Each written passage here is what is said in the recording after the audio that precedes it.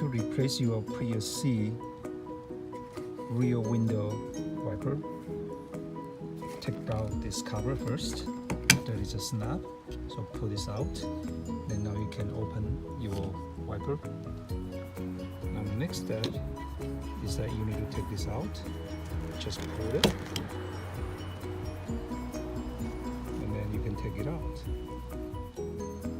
Now this is the new one I just bought from Amazon. I'm going to put this in.